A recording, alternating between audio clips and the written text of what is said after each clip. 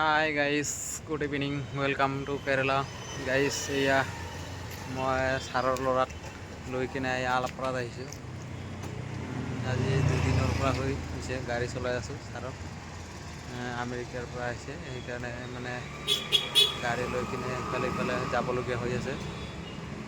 ছাৰৰ ল'ৰাক লগতে অহাকালি যাব, সেইকাৰণে আজি আলাপৰাত আহিছোঁ অলপ মাৰ্কেট কৰিব আহি কিনে ইয়াত মানে ছাৰৰ ল'ৰাৰ কিবা এইটো শহুৰেকৰ কিবা ঘৰ আছে, ভায়েকৰ ঘৰ নে কি নাজানো, তাত মানে অকণমান সোমাম বুলি ক'লে, তাকে ইয়াত সোমাব আহিলোঁ।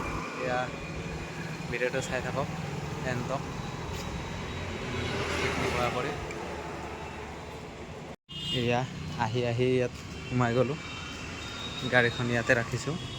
এতিয়া ভিতৰত সোমালে কি কথা পাতে এতিয়া নাজানো, কিমান টাইমত বা যায়। আহিলোঁ আৰু এতিয়া গাইজ আপোনালোকে ভগৱানৰ ওচৰত প্ৰাৰ্থনা কৰিব ভালে ভালে যে গাড়ীখন চলাব পাৰোঁ আৰু কোনো যেনে বিপদ আপদ নহয়। আপোনালোকক ওচৰত সেৱা প্ৰাৰ্থনা জনাইছোঁ, আপোনালোকে যেন ভগৱানৰ ওচৰত প্ৰাৰ্থনা কৰে একো এটা যেনে নহয়। গাইজ আজিৰ ভিডিঅ'টো ইমানে, কেনেকুৱা লাগিছে লাইক কমেণ্ট শ্বেয়াৰ কৰি দিব।